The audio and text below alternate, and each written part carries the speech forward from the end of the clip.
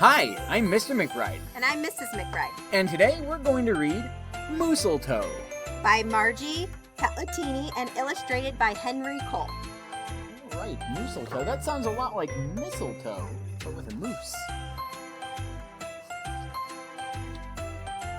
'Twas the season, and Moose was merry.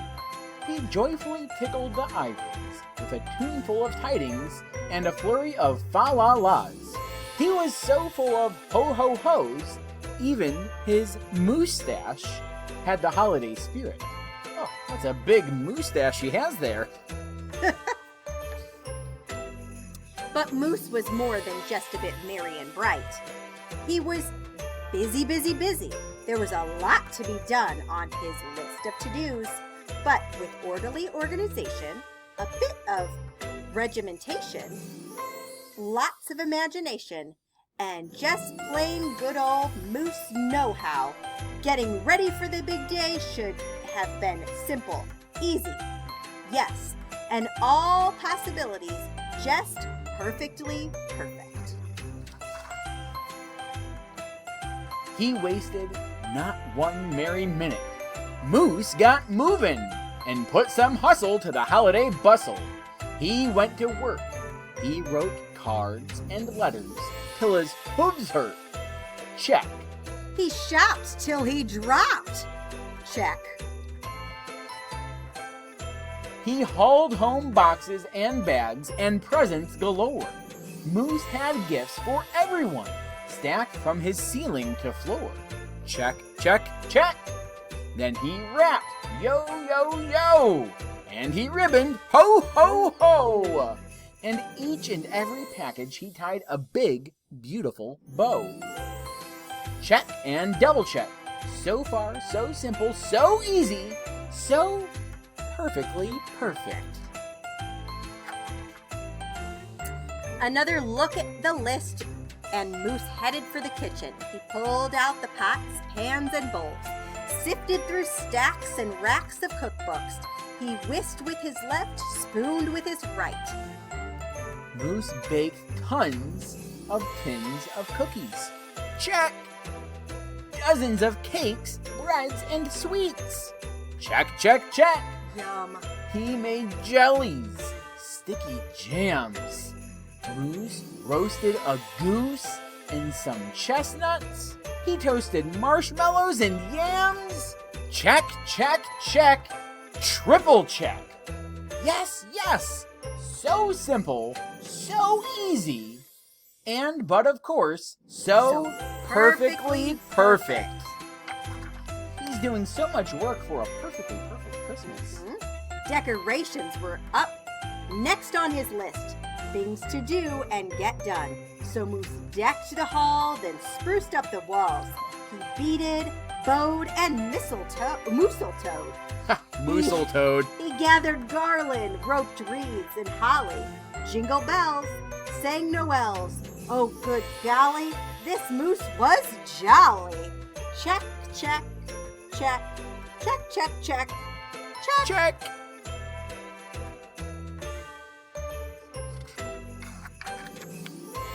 Last but not least, he hung all the stockings, each and every one with special care. And just in time, too. Santa would soon be there. Check and final check. Yes, sirree. Getting ready for Christmas was an absolute snap. And so simple, so easy. And if he did say so himself, Moose thought totally, utterly, completely, perfectly perfect. I think he's thought of everything. I think so. And on that night before Christmas, Mother, little Sissy, Bucky, and Junior looked all through the house. What a job Moose had done! Everything looked so bountiful, festive, quite fine indeed. There was just one minor problem, if you will. Oh dear, sighed the mistress, as the five stared at one empty corner. Oh my, oh me, oh gee! Pop, what happened? Cried Junior. You forgot the tree! Oh no! He's done all that work and he forgot the tree. Oops! Where would they hang the tinsel? String the popcorn? Light the lights? Where would Santa leave his gifts for his kitties on Christmas Eve night? So Moose pulled on his glasses and put on his hat. He would find a tree somewhere, somehow. And that's all there was to that. So out went the moose, bravely blustering, blowing, winds and the cold, trudging through snowdrifts, courageous and bold. Oh, I hope he finds a tree. Me too. Moose first hoofed it down to the corner. Not a tree to be had. Then he slid around the block. Uh-oh, things were looking bad. He went down every boulevard, street, and little road. He looked down lanes and alleys. Every tree had been sold. There wasn't a branch, not a twig, or not even one lousy, bolus bough hanging around. Nope, nada, nothing. Not a tree to be found. No, look, everybody's sold out of trees. No tree, sighed a sad moose as he came home empty-handed on that snowy eve. The kids tried to make the best of it. They said, "Oh, so who needs a tree?" But Moose could plainly see they were short on their glee. He knew he had to do something, and that's just what he did. In the empty corner he stood and spread out his arms out very wide. Then he smiled at his children, and he winked at his bride. "Kids," he declared, "fetch your forgetful pop, some of that tried and true family glue."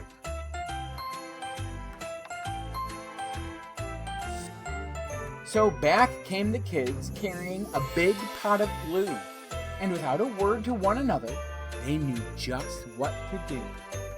They each took a part, grabbing strands, taking hold, then carefully, oh so carefully, they glop, flop, they pasted and pressed.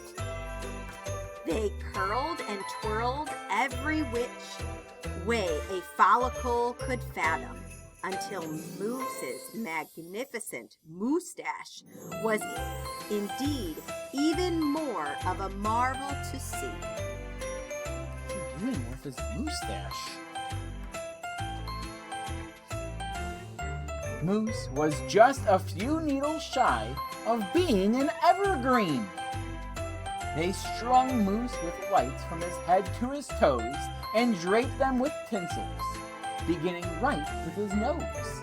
They hung balls that were shiny and bells that twinkled, candy canes, berries, and plums, and sugar sprinkled. Then they all stood back, Junior plugged in his top. Ooh! Ah! Yes, Moose truly was one incredible sight. He was glorious and glowing, and boy, oh boy, was he ever bright. Then Junior placed the star on top of Moose's head. He gave him a kiss and a pat, and they all headed off to bed, except Moose, of course. He stayed in the corner instead, still twinkling and blinking, and waiting for Santa. Oh, so it wasn't so simple, and it wasn't so easy. And okay, it wasn't so perfectly perfect. But do you know what? What? It was pretty close. Ho, ho, ho! And look, there he is, all in the dark.